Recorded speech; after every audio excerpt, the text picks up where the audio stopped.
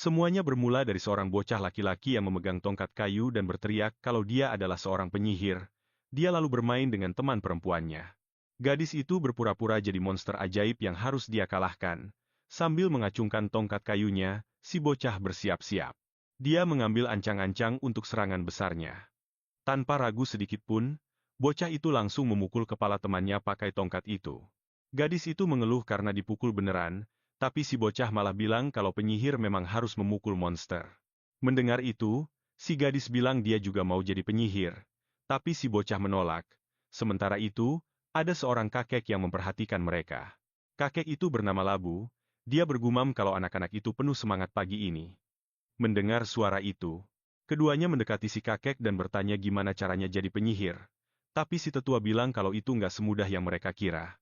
Dia menjelaskan kalau para penyihir adalah kasta tertinggi manusia dan mereka memimpin masyarakat dengan kekuatan yang diwariskan turun-temurun. Pak tua itu bilang sayangnya mereka nggak bisa jadi penyihir. Lalu seorang pemuda tiba-tiba bertanya soal itu. Pemuda itu bertanya apakah rumor yang dia dengar itu benar, dan si kakek menatapnya dengan penuh rasa ingin tahu. Pria itu bertanya apa benar ada monster ajaib yang muncul di daerah sini. Dengan ekspresi serius, kakek Labu pun mulai bicara. Labu membenarkan rumor itu, membuat warga desa lainnya ketakutan. Patwa itu bilang ada seekor macan tutul raksasa yang diselimuti bayangan. Monster itu ditemukan di jalan masuk desa. Tapi seorang ibu mencoba menenangkan putrinya, bilang kalau kepala desa sudah pergi. Dia pergi ke kota untuk mencari penyihir. Mendengar itu, warga desa lainnya merasa lega, mereka percaya monster itu bakal bisa ditaklukkan. Ibu itu lalu memperingatkan putrinya supaya jangan pergi ke hutan dulu demi keselamatannya. Si kakek juga memperingatkan semua orang, karena hampir mustahil melawan monster tanpa bantuan seorang penyihir. Pemuda yang tadi bertanya lagi, apa semua orang di desa sudah tahu, dan si kakek mengiyakannya. Lalu pemuda itu bertanya soal bocah itu, tapi si kakek sepertinya nggak tahu siapa yang dia maksud. Pemuda itu menjelaskan kalau yang dia maksud adalah bocah di bukit seberang. Adegan pun berpindah ke seorang penggembala bernama Turin. Dia terlihat bosan sambil beristirahat bersama domba-dombanya. Pemuda itu mengeluh kalau hidupnya sangat hambar. Nggak ada menarik-menariknya. Dia bosan melihat pemandangan yang itu-itu saja setiap hari dan menjalani rutinitas yang sama. Terus berulang tanpa ada hal baru yang terjadi. Si penggembala berpikir kalau begini terus, dia bisa lupa cara bicara. Tiba-tiba, sebuah suara mengejeknya bocah menyedihkan, membuyarkan lamunannya. Ternyata itu kakek Labu yang sedang mengomel. Dia mengomel karena si penggembala malah bermalas-malasan, tapi pemuda itu bilang kalau bayangan si kakek cuma mengganggu waktu istirahatnya. Si kakek menyebutnya nggak sopan dan bertanya apa dia masih dendam soal masa lalu. Pemuda itu pun teringat. Dia ingat kalau dulu si tetua pernah mencoba mengambil hewan ternaknya saat ibunya meninggal. Gara-gara itu, dia nggak mau bersikap baik.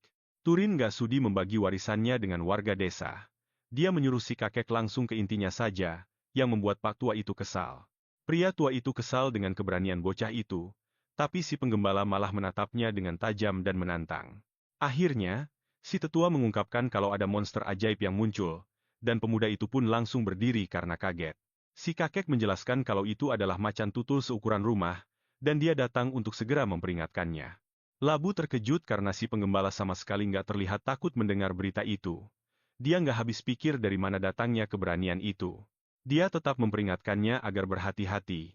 Pak tua itu bilang dia datang karena khawatir, tapi si penggembala malah menepisnya. Turin menyebutnya pembohong. Dia menuduh kakek itu cuma khawatir soal domba-dombanya, yang membuat Pak tua itu murka. Lalu pemuda itu menyuruh si kakek pergi kalau sudah selesai bicara.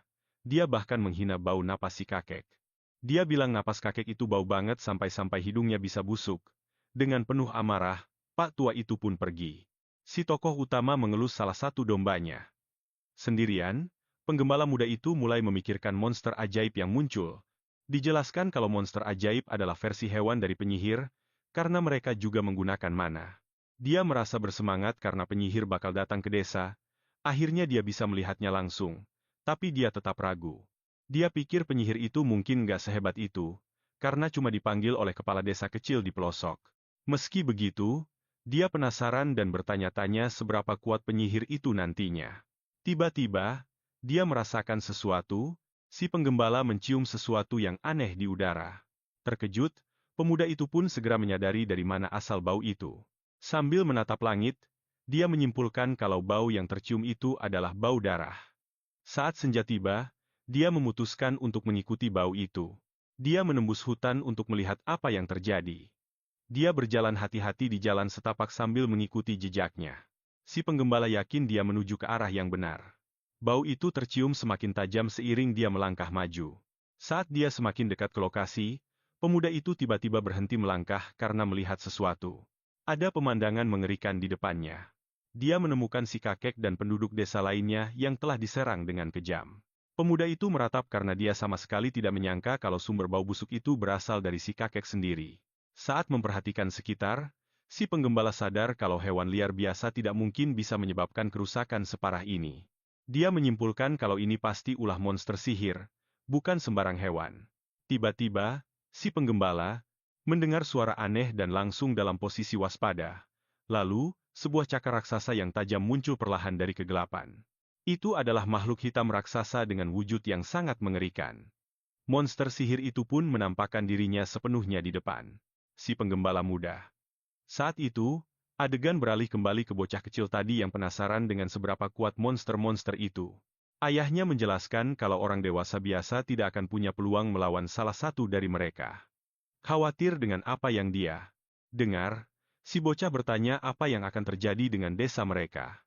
Tapi ayahnya menenangkannya dan bilang kalau kepala desa sudah pergi mencari seorang penyihir untuk menangani situasi ini. Mendengar itu, si bocah bertanya dengan takut apakah si penyihir benar-benar bisa mengalahkan monster tersebut. Ayahnya membenarkan, seraya bilang kalau penyihir adalah orang-orang hebat yang lahir dengan kekuatan sihir. Dia menambahkan kalau mereka bisa mengalahkan monster sihir hanya dengan satu kata. Kembali ke masa sekarang, si penggembala berhadapan dengan makhluk itu tanpa rasa takut sedikit pun. Lalu, dia hanya mengucapkan kata, jatuh, dan monster itu pun terhantam oleh sesuatu yang tak terlihat. Monster itu tampak bingung dan tidak mengerti apa yang baru saja terjadi pada tubuhnya. Tapi tiba-tiba, tubuh pemuda itu mulai bersinar dengan aura kekuatan merah yang sangat kuat. Dia menggaruk kepalanya dan sadar kalau rencana pertamanya tidak berjalan sesuai harapan. Melihat tidak terjadi apa-apa, si monster mengaum keras dan menerjang dengan ganas ke arah si penggembala. Dengan tenang, sang tokoh utama hanya berteriak menyuruh makhluk raksasa itu untuk berhenti. Dan dalam sekejap mata, tubuh monster itu terpotong-potong oleh kekuatan misterius. Pemuda itu menyadari bahwa dia tidak bisa menghentikan serangan itu meski dia menginginkannya, dan dia pun terkejut. Makhluk itu bersinar terang, dan mulai beregenerasi di depannya seolah tidak terjadi apa-apa. Dengan raungan yang dahsyat, monster itu menunjukkan kalau dia masih jauh dari kata kalah.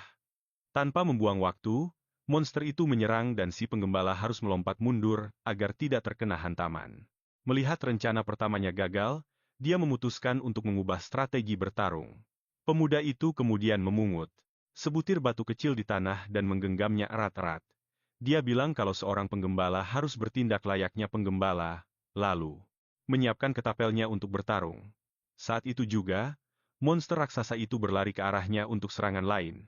Si pemuda kemudian menggunakan sihirnya pada batu itu, memerintahkannya untuk menjadi lebih kuat. Dengan peluru sihirnya, dia memutar ketapelnya dan bersiap untuk menembak. Matanya bersinar keemasan saat dia fokus sepenuhnya pada target. Si penggembala juga memerintahkan batu itu untuk menjadi lebih cepat dan memutar ketapelnya dengan lebih kuat.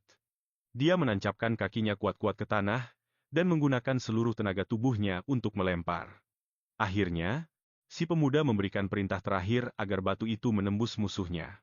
Batu kecil itu melesat dengan kecepatan yang luar biasa, bersinar dengan energi biru.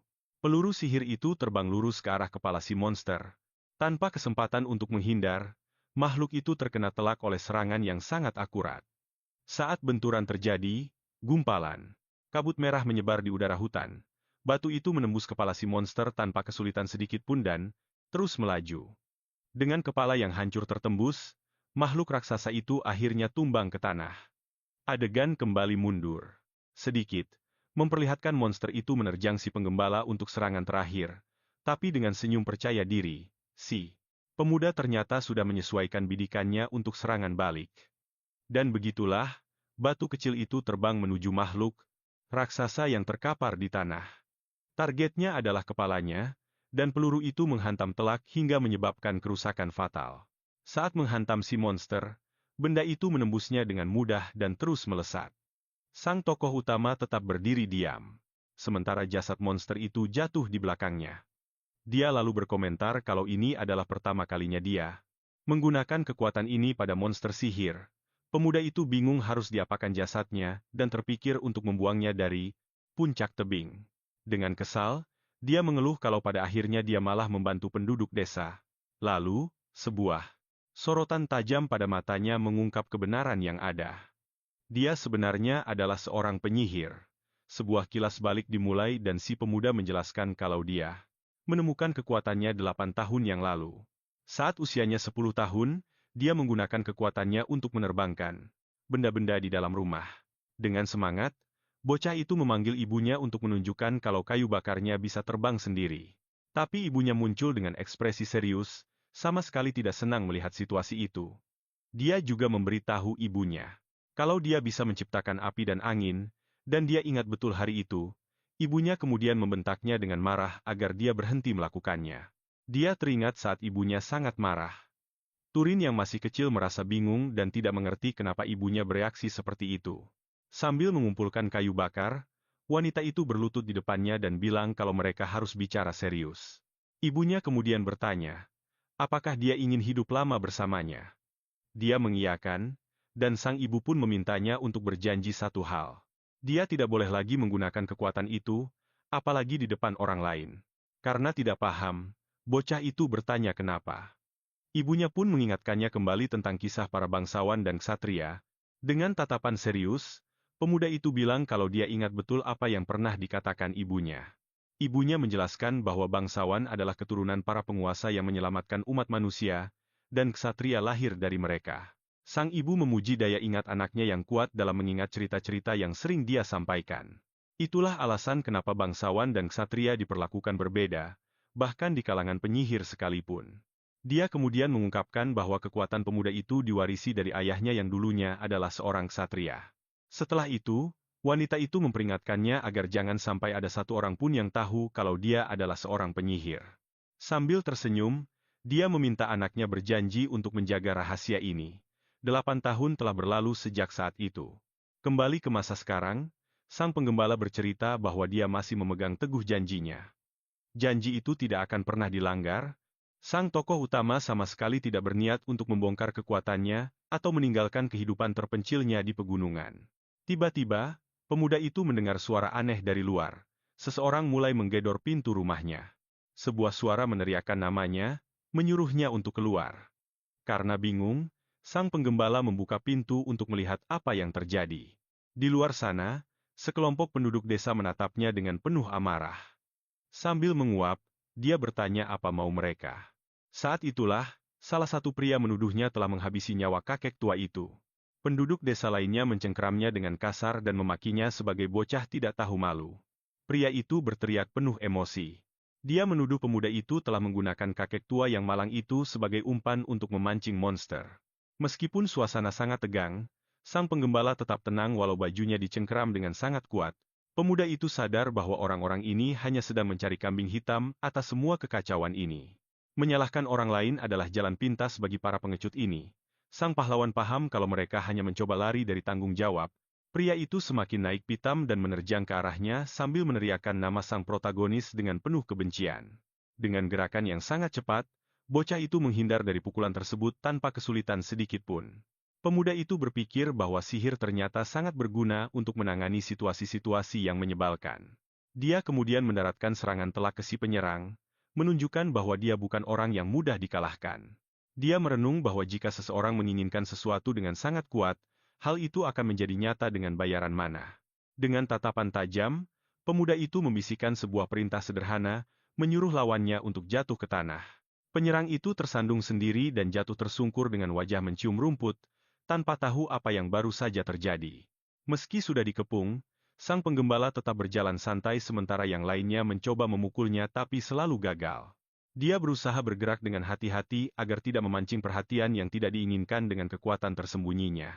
Pemuda itu menggunakan sebatang kayu untuk membela diri, menghantam siapapun yang mencoba mendekat dengan keras. Bergerak dengan lincah, sang pahlawan mendominasi pertarungan dan menjatuhkan penduduk desa lainnya dengan satu serangan kilat.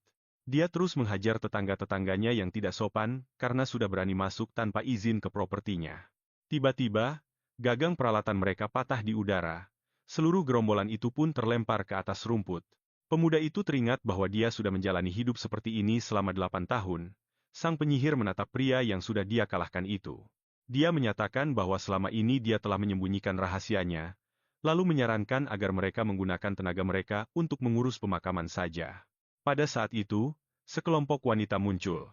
Dia pun bertanya apakah mereka juga datang ke sini untuk mengajaknya berkelahi. Mereka menjawab tidak. Salah satu dari mereka bilang bahwa dia cuma ingin melihatnya, yang membuat pemuda itu terdiam seketika. Dia menyuruh mereka membawa pergi orang-orang bodoh itu dan pulang sendirian. Menurutnya, pergi ke desa hanya akan membuang-buang waktu. Mereka pasti bakal memanfaatkannya untuk nego harga, tapi dia tidak peduli. Kalau mereka macam-macam, dia akan menghajar mereka lagi. Dia rasa hajaran tadi sudah cukup buat bikin mereka kapok, dan tidak akan berani balik lagi untuk waktu yang lama. Tiba-tiba, ada yang mengetuk pintu lagi. Sang penggembala berpikir kalau orang-orang itu benar-benar sudah tidak waras. Ketukannya terdengar sangat keras dan tegas, menandakan bahwa orang di luar sana tidak sedang main-main. Dengan perasaan kesal, dia pun membuka pintunya. Ada perlu apa? Di hadapannya berdiri seorang pria asing berjanggut dengan pakaian pengembara, menatapnya dengan tajam. Orang asing itu meminta maaf dan bertanya apakah dia boleh numpang istirahat sebentar. Karena pria itu sedang dalam perjalanan, si pemuda merasa terkejut. Kata perjalanan itu sempat terngiang di benaknya sejenak. Si pemuda pun meminta maaf karena nada bicaranya yang agak ketus. Soalnya dia baru saja berurusan dengan orang-orang yang menyebalkan. Pemuda itu ingat ibunya selalu mengajarkannya untuk bersikap sopan. Tapi dia memang tidak pernah memakai nada bicara sehalus itu kalau dengan penduduk desa. Dia merasa situasi ini agak aneh, apalagi melihat pria itu membawa pedang. Sambil tersenyum tipis, si pemuda akhirnya menyapa tamu itu. Dia merasa heran melihat seorang ahli pedang di daerah pelosok seperti ini. Sambil menghela napas, dia pun memperhatikan tamu tak diundang yang ada di depan pintunya itu. Si penggembala ini bilang kalau pria itu mencari penginapan, dia salah tempat. Tak lama kemudian, adegan beralih ke meja yang penuh dengan makanan. Ini tandanya dia sudah mengajak tamu itu makan. Dia mempersilakan orang asing itu masuk dan bilang kalau cuma ini yang bisa dia suguhkan. Si pengembara kaget melihat makanannya, dan makin kaget lagi saat tahu kalau pemuda itu belum pernah melihat orang dari luar daerahnya. Si pemuda menjelaskan kalau dia lahir dan besar di sini. Makanya dia sama sekali tidak pernah meninggalkan perbukitan ini. Si ahli pedang itu memperhatikannya baik-baik sambil meminum isi cangkir kayunya. Di seberang meja, si penggembala pun menikmati minumannya. Tiba-tiba, si tamu memuji postur dan tata krama si pemuda. Dia bilang kalau untuk ukuran seorang penggembala, sopan santunnya bagus sekali. Tokoh utama kita menjawab kalau itu semua ajaran ibunya, tapi beliau sudah meninggal beberapa tahun yang lalu. Mendengar itu, si pria berkata kalau ibunya telah membesarkan seorang pemuda yang hebat, dan sekarang sang ibu pasti sudah tenang di alam sana. Si pemuda berterima kasih dan bilang kalau dia cuma hidup sesuai ajaran ibunya. Lalu, dia balik bertanya apa tujuan pria itu datang ke sana. Pria itu mengungkapkan kalau dia sedang menjalankan sebuah tugas. Tugasnya adalah mengurus monster sihir berwujud macan tutul yang muncul di wilayah itu. Dia sedang mencari seseorang yang bisa mengalahkan makhluk itu. Di saat itulah, si penggembala sadar kalau pria di depannya ini adalah seorang penyihir. Kepala desa pasti sudah menjemputnya, dan pria itu mengiyakannya. Sekarang, si penyihir bertanya apakah dia boleh mengajukan sebuah pertanyaan. Si pemuda pun mengizinkannya. Pria itu bilang dia bisa merasakan aura keberadaan monster itu di sekitar sini, tapi anehnya si monster tidak kunjung ditemukan. Yang paling aneh adalah sikap si penggembala ini, yang membuatnya curiga. Padahal, kepala desa sudah memperingatkannya tentang bahaya monster itu, tapi pemuda ini malah tenang-tenang saja. Dia menambahkan, kalau makhluk itu menyerang manusia, pasti si pemuda inilah yang akan jadi target pertamanya. Akhirnya, si penyihir menatap matanya dalam-dalam dan bertanya langsung apakah dia tidak merasa takut. Seketika, sebuah ingatan muncul kembali. Pemuda itu teringat saat ibunya bertanya siapa dia sebenarnya. Ciran kecil bertanya kenapa dia tidak boleh bilang kalau dia adalah seorang penyihir. Ibunya menjelaskan kalau ksatria itu ibarat anjing yang dipelihara penggembala untuk menjaga kawanan ternak. Mereka mungkin dianggap keluarga, tapi kalau sudah tidak dibutuhkan, mereka bisa dijual atau dikorbankan kapan saja. Sang ibu bilang kalau dia tidak ingin masa depan seperti itu menimpa putranya, jadi dia minta Ciran tetap tinggal bersamanya. Ibunya memintanya berjanji agar tidak pernah melupakan peringatan penting itu. Beliau memperingatkan kalau sampai ada penyihir lain yang tahu identitasnya, mereka akan dipisahkan, dan Ciran bakal dijadikan alat saja. Ibunya bilang, demi menjaga rahasia ini, dia mungkin harus membungkam orang lain. Kembali ke masa sekarang, si penggembala sadar kalau saat-saat yang paling ditakuti ibunya akhirnya tiba. Tamu itu terus mendesaknya dengan pertanyaan tadi, dan tiba-tiba mata si pemuda bersinar keemasan, menunjukkan kekuatannya. Karena tidak mengerti reaksinya, si ahli pedang diam sejenak sambil terus mengamati. Tapi tiba-tiba, si penyihir itu malah tersenyum. Dia bilang dengan wajah serius begitu, si pemuda malah merusak candaannya. Tokoh utama kita pun bingung. Bercanda macam apa itu tadi? Dia meminta maaf dan bilang kalau dia tidak punya selera humor yang bagus, tapi pria itu menyuruhnya untuk tidak usah khawatir. Si penyihir bilang wajar saja kalau dia kaget, soalnya itu kan pertama kalinya dia mendengar candaan ala penyihir. Di saat itulah, si tamu sadar kalau mereka bahkan belum kenalan, lalu dia menjulurkan tangannya sambil tersenyum. Dia bilang senang bisa bertemu dengannya dan menunggu jabat tangan. Si pemuda pun memperkenalkan dirinya sebagai Ciran. Dia adalah penggembala berusia 18 tahun, lalu dia menjabat tangan pria itu. Keduanya pun saling menyapa secara resmi untuk pertama kalinya. Si penyihir bilang kalau umurnya sudah 75 tahun, dan si penggembala berkomentar kalau dia terlihat jauh lebih muda dari usianya. Si tamu menjelaskan kalau penyihir itu menua dengan lambat, lalu si pemuda bertanya bagaimana dia bisa jadi seorang pengembara. Dia bilang dia sudah mengabdi pada keluarga Arabiane selama 60 tahun, dan sekarang dia cuma ingin jalan-jalan di sisa hidupnya. Sambil tersenyum, si penyihir merasa ide itu cukup romantis dan bersiap menceritakan sesuatu kepada si pemuda. Si penggembala balas tersenyum, merasa penasaran dengan apa yang akan dikatakan pria itu. Si pengembara pun mulai menceritakan kisah petualangan masa lalunya di benua yang jauh. Ciran mendengarkan setiap kata dengan penuh kekaguman, membayangkan pemandangan dan monster-monster yang selama ini cuma dia dengar di dongeng. Pria itu akhirnya bilang kalau ada rahasia besar di balik monster sihir itu, dan dia meminta bantuan si penggembala muda untuk mengalahkannya. Pria yang lebih tua itu mulai bercerita, dan sang tamu pun membalasnya dengan senyuman lebar, membuat suasana di antara mereka terasa sangat akrab. Mereka terus asyik mengobrol, dan si pemuda berpikir bahwa dia sama sekali tidak menyangka kalau pertemuan ini akan terasa semenyenangkan itu. Waktu berlalu begitu cepat, dan tanpa mereka sadari, fajar sudah hampir menyingsing di luar sana. Dengan wajah terkejut, sang penyihir berkata bahwa dia bahkan tidak sadar malam telah berganti, dan kini sudah waktunya bagi dia untuk pergi. Dia kemudian meletakkan beberapa keping perak di atas meja sebagai pembayaran, sambil menjelaskan bahwa itu adalah perak dengan kualitas paling murni. Si pemuda menerima uang itu dan mendoakan agar perburuannya berhasil. Tapi pria itu memintanya untuk tidak bersikap seolah-olah ini adalah sebuah perpisahan selamanya.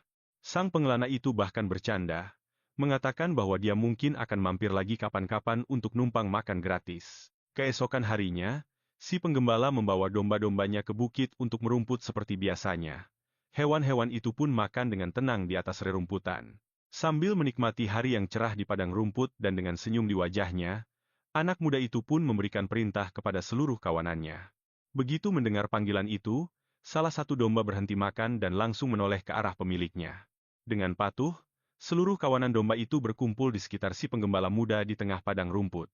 Dia bergumam dalam hati bahwa ini adalah pertama kalinya dia bertemu dengan penyihir lain, bahkan dia sudah tidak ingat lagi kapan terakhir kali bertemu orang baru. Sambil mengelus salah satu dombanya, dia teringat akan ketenangan dan kegembiraan yang terdengar dari suara pria itu. Si pemuda menyimpulkan bahwa dari semua orang dewasa yang pernah dia temui, penyihir itu adalah sosok yang benar-benar baik hati. Saat sendirian bersama kawanannya, dia berpikir bahwa selama ini dia selalu menganggap para ksatria hanyalah seperti anjing pemburu bagi para bangsawan. Si penggembala bertanya-tanya bagaimana hasil perburuan pria itu, karena di Bukit Erol miliknya sudah tidak ada lagi binatang buas ajaib yang tersisa. Sementara itu, sang penyihir sedang berjalan menembus hutan, dan menyadari bahwa memang benar-benar tidak ada lagi monster di sekitar sana. Dia merasa situasi ini sangat aneh, seolah-olah ada sesuatu yang tidak beres dengan semua kejadian ini.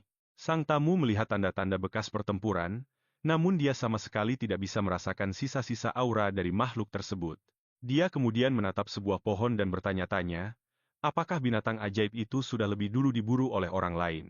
Pria itu penasaran siapa yang sanggup menghabisi monster itu, dan apakah sang pemimpin desa telah memanggil penyihir lain selain dirinya. Tapi bagaimanapun juga, sang pendekar pedang itu merasa lega karena yang terpenting adalah monster itu sudah dikalahkan. Namun tiba-tiba, sang penyihir merasakan sesuatu. Ekspresi leganya langsung berubah total. Dengan sigap, pria itu berbalik karena merasakan sebuah kehadiran yang asing, sebuah hawa keberadaan yang jahat mulai mendekat. Pada saat itu juga, sebuah cakar mengerikan dengan kuku raksasa muncul dari balik bayangan di depannya. Makhluk itu menampakkan wujudnya, dan ternyata itu adalah versi aneh dan membusuk dari binatang yang sebelumnya menyerang desa. Dia pun menyadari bahwa itu adalah boneka mayat, sebuah boneka yang diciptakan dari tubuh monster yang sudah mati. Dengan perasaan syok, pria itu bertanya-tanya siapa di dunia ini yang tega melakukan hal sekejam dan semengerikan itu. Tanpa memberinya waktu untuk berpikir, makhluk raksasa itu menerjang ke arahnya dan mencoba menggilasnya dengan cakar bayangannya. Dengan gerakan cepat, sang penyihir menghindar. Dia menjelaskan bahwa hal seperti ini bisa terjadi jika mana tidak diserap, dan tidak ada penyihir yang akan seceroboh itu. Kemudian, sang tamu melompat ke udara dan menyerang boneka mayat itu dengan sebuah tembakan energi yang sangat kuat. Dia yakin bahwa seorang penyihirlah yang telah membunuh monster itu, tapi dia tidak mengerti mengapa orang itu membiarkannya begitu saja. Dia menepis pikiran bahwa pelakunya adalah ksatria pemula, karena seseorang yang tidak berpengalaman tidak mungkin bisa menumbangkan makhluk sekuat ini. Sambil menciptakan bola api, dia bertanya-tanya apakah orang yang melakukan hal ini memiliki tujuan terselubung lainnya. Apapun alasannya, dia harus mengakhiri semua ini dan bersiap untuk menyerang dengan seluruh kekuatannya. Pria itu kemudian meluncurkan ledakan energi yang dahsyat ke arah makhluk kegelapan tersebut. Namun yang mengejutkan, boneka mayat itu ternyata berhasil membatalkan kekuatan sihirnya. Dengan kaget, sang penyihir menyadari bahwa mana yang dimiliki monster ini sangatlah besar. Kekuatannya jauh melampaui miliknya sendiri. Tiba-tiba, makhluk itu menghilang ke dalam hutan, meninggalkan sang penyihir dalam kebingungan total. Dia sadar bahwa monster itu berniat menggunakan sihir untuk menyerang balik, dan dia pun mulai mencarinya di antara pepohonan. Pada saat itu juga, bayangan musuh muncul secara diam-diam tepat di belakang sang penyihir malang itu. Makhluk itu pun keluar dari kegelapan. Monster itu menyerangnya dengan ekor yang penuh duri tajam. Tanpa sempat bereaksi, pria itu terkena hantaman telak. Dia mengalami luka parah di bagian lengannya. Dia menyadari bahwa ini bukanlah sesuatu yang bisa dihadapi oleh ksatria biasa. Kekuatan hantaman itu melemparkannya cukup jauh, hingga dia berguling-guling di atas rumput hutan. Sambil terbaring di tanah, dia mulai berpikir. Dia tidak pernah membayangkan akan bertemu monster dengan level setinggi ini di tempat seperti ini. Melihat makhluk itu mendekat, sang penyihir bertanya-tanya apakah ini akan menjadi akhir hidupnya. Namun dengan senyum penuh tekad, pendekar pedang tua itu memutuskan bahwa dia tidak akan menyerah begitu saja. Dia tidak akan mati tanpa perlawanan. Dia berjanji akan membawa makhluk itu mati bersamanya jika memang diperlukan. Pria itu kemudian memusatkan seluruh mananya ke tangannya untuk satu serangan terakhir. Serangan nekat. Saat itu juga, makhluk tersebut maju untuk memberikan serangan pemungkas, siap untuk mengakhiri pertarungan ini. Sang penyihir mulai fokus dan menunggu momen yang tepat untuk melepaskan seluruh kekuatannya. Tanpa ragu sedikit pun, dia melompat dan terbang ke arah monster itu untuk melancarkan serangan balik. Tiba-tiba, sebuah cahaya biru kecil muncul di tengah hutan, menarik perhatian semua orang yang ada di sana. Seketika, cahaya biru yang sangat terang membelah udara dan menghantam makhluk yang baru saja ingin menghabisi kakek tua malang itu.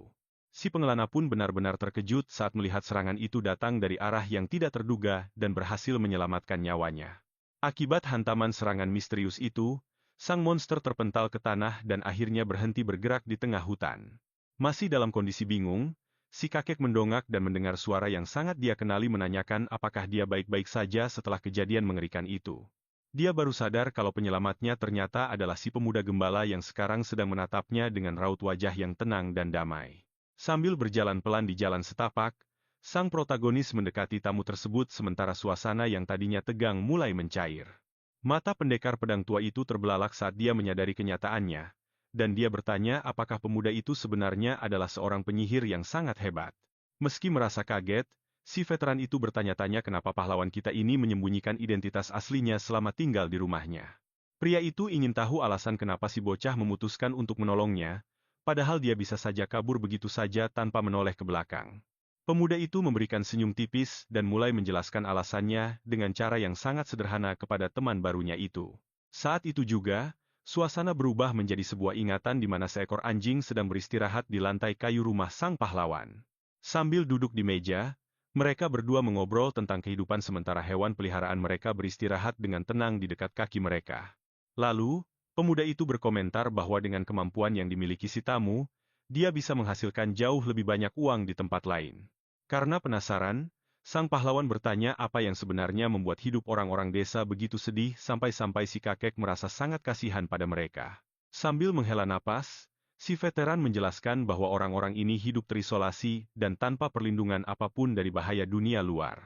Mendengar hal itu, si gembala muda merenung tentang fakta bahwa semua orang mewarisi kekuatan dari para dewa dan harus mengikuti takdir mereka masing-masing. Si kakek pun tersenyum dan berkata kalau dia merasa bangga bisa melindungi rakyat jelata yang tidak berdaya dari berbagai ancaman. Dia mengakui kalau tidak semua rekannya memiliki pemikiran yang sama. Sang protagonis pun menunjukkan kalau dia sudah paham dengan pelajaran tersebut. Senyum puas muncul di wajahnya selama percakapan itu. Dia menyatakan bahwa setiap orang itu unik dan berharga. Di dunia yang sangat luas ini, setiap individu punya pemikiran sendiri dan cara uniknya masing-masing dalam menjalani hidup. Pada saat itu, kekuatan benturannya menciptakan gelombang kejut dahsyat yang menyapu seluruh hutan di sekitarnya. Untuk benar-benar mengakhiri pertempuran melawan kejahatan, sang penyihir bilang kalau dia harus segera lari karena makhluk itu sangat kuat. Dia menjelaskan kalau cuma seorang bangsawan yang bisa mengalahkannya, lalu menyuruh pemuda itu untuk segera memberitahu kepala desa.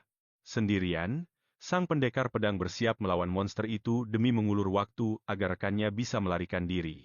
Tapi si veteran itu akhirnya mengaku kalau dia tadi cuma berlaga hebat, dan tidak tahu berapa lama lagi dia sanggup bertahan berdiri.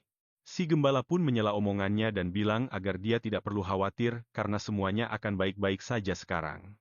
Pemuda itu berkata kalau serangan terakhir tadi berhasil, maka semua akan aman, dan tiba-tiba sebuah batu mulai bersinar terang. Sang pendekar pedang kaget bukan main dan bertanya apakah itu artinya si pemuda bahkan belum mengeluarkan seluruh kekuatan aslinya. Ksatria veteran itu baru menyadari kalau pertemuan mereka berdua di jalan ini bukanlah sebuah kebetulan belaka.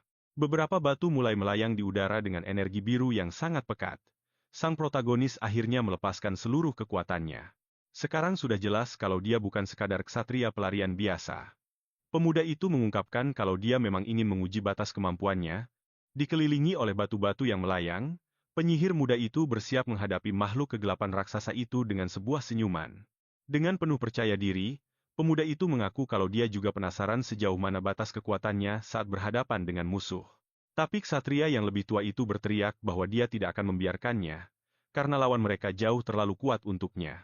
Dia bilang mereka harus bekerja sama, tapi monster itu sudah lebih dulu menerjang untuk menyerang sang protagonis secara langsung. Tanpa ragu, si gembala menembakkan sinar energi biru yang sangat kuat yang langsung membelah udara dalam sekejap. Si veteran sadar kalau dia bahkan hampir tidak bisa bereaksi, dan kehadirannya sekarang malah cuma akan mengganggu jalannya pertarungan. Dia pun mengerti kalau saat ini dia tidak bisa membantu apa-apa dan menurunkan tangannya. Sang penyihir memutuskan untuk membantu pemuda itu. Saat itulah, sang pahlawan melepaskan gelombang mana yang sangat luar biasa sampai-sampai menghancurkan sebagian dari hutan tersebut. Meski begitu, anak muda itu menggerutu kesal karena serangannya tidak memberikan efek seperti yang dia harapkan. Dia pun mencoba menyerang dengan tendangan. Tapi kakinya malah menembus tubuh monster itu tanpa memberikan luka sedikit pun. Si pendekar pedang berteriak kalau kita tidak bisa melukai hantu. Melihat itu, karena makhluk itu sudah berevolusi, si penggembala pun bertanya bagaimana cara mengalahkannya. Lalu, pria tua itu menjawab kalau dia harus menggunakan kekuatan api. Si bocah mengulurkan tangannya, dan pria itu menambahkan kalau pemuda tersebut juga bisa menggunakan kekuatan petir untuk menang. Tak lama kemudian, sebuah kobaran api menghantam monster itu, tapi serangannya seolah tidak memberikan efek apapun padanya. Si tokoh utama mengeluh karena serangannya tidak berhasil, namun si kakek berkata bahwa bukan itu tujuan sebenarnya. Penyihir itu menjelaskan bahwa untuk menggunakan kekuatan pada makhluk hidup lain, seseorang harus menentukan penyebabnya terlebih dahulu. Di saat itulah, sang veteran merasa terkejut karena dia tiba-tiba menyadari sesuatu tentang pemuda itu. Dia baru paham kalau Turan sama sekali belum pernah menyerap mana. Itulah alasan kenapa dia membiarkan makhluk itu berubah menjadi hantu. Penyihir tua itu syok saat melihat pemuda tersebut ternyata sudah sangat kuat, padahal tanpa melalui pelatihan apapun. Karena itu, dia berteriak menyuruh si pemuda untuk menciptakan api lalu segera melemparkannya ke arah makhluk itu. Dia menjelaskan kalau menciptakan api itu mudah, tapi mengendalikannya membutuhkan latihan keras dan dedikasi yang tinggi. Namun yang mengejutkan, pemuda itu berhasil melakukannya dalam sekejap tanpa kesulitan sedikit pun. Tanpa membuang waktu, si tokoh utama langsung menghentakkan kakinya ke tanah dengan keras dan bersiap untuk melancarkan serangan. Kemudian, dia melemparkan bola api itu sekuat tenaga ke arah monster kegelapan tersebut. Serangan itu tepat mengenai mata si monster, memicu ledakan api yang sangat dahsyat. Akibat hantaman itu, seluruh tubuh si hantu mulai terbakar habis oleh kobaran api. Di saat itu juga, sang veteran berteriak padanya agar tetap fokus dan terus mengalirkan mana ke dalam serangannya. Dia memperingatkan bahwa pemuda itu harus membakar seluruh bagian tubuh hantu tersebut agar bisa mengalahkannya secara permanen. Dengan tatapan mata yang penuh tekad, pahlawan kita memusatkan seluruh kekuatannya pada kobaran api untuk mengakhiri semuanya. Dengan begitu, monster tersebut pun benar-benar musnah tertelan pusaran api yang sangat hebat. Setelah pertempuran berakhir, para pendekar pedang veteran itu akhirnya bisa merayakan kemenangan mereka. Mereka berkomentar bahwa makhluk tadi adalah hantu level tinggi yang kuatnya benar-benar tidak masuk akal. Padahal kenyataannya begitu, si penggembala muda ini malah sanggup mengalahkan makhluk itu sendirian saja.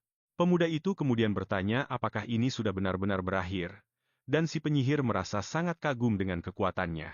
Sang satria memperingatkan bahwa dia harus menyerap mana jika tidak ingin bertemu dengan hantu lainnya lagi. Si pemuda bertanya bagaimana caranya, dan sang veteran menyuruhnya untuk membayangkan seolah dia sedang menguras sesuatu.